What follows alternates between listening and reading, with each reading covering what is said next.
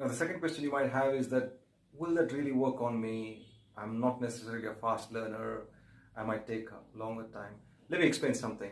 This theory about fast learner or slow learner is completely nonsensical.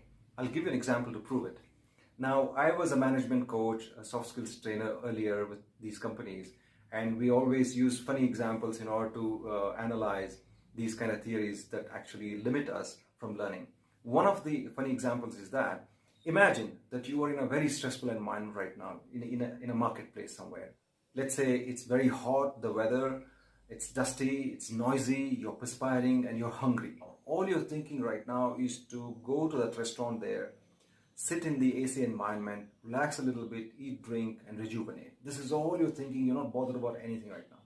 Right that moment, a little boy comes across the street running to you, and he shows you a piece of information which contains a phone number, email, address, and all the information that you needed from somebody you had asked for.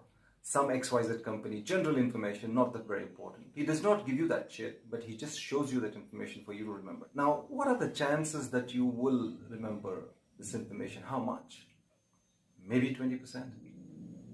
Maybe 30%, right? Now I'll change the situation and you will know exactly how fast learning or slow learning works. Now the same situation you're in, it's hot weather, it's noisy, you're perspiring, you are very irritated, you are hungry, all you're thinking about is going to that restaurant, sit in the AC environment, eat, drink something, rejuvenate, relax, and then think about what to do next.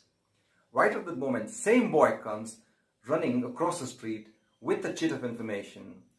Same information like email, phone number, address, blah, blah, Insta handle, or Facebook, whatever. All of that information is there. But he does not give you the cheat. He just shows you for a few seconds for you to remember.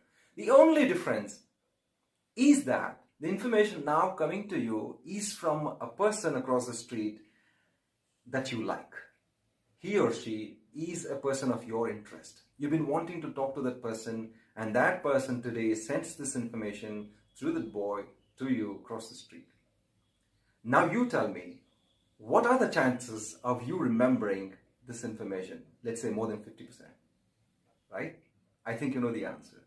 This is how it works. This is what coaching psychology is.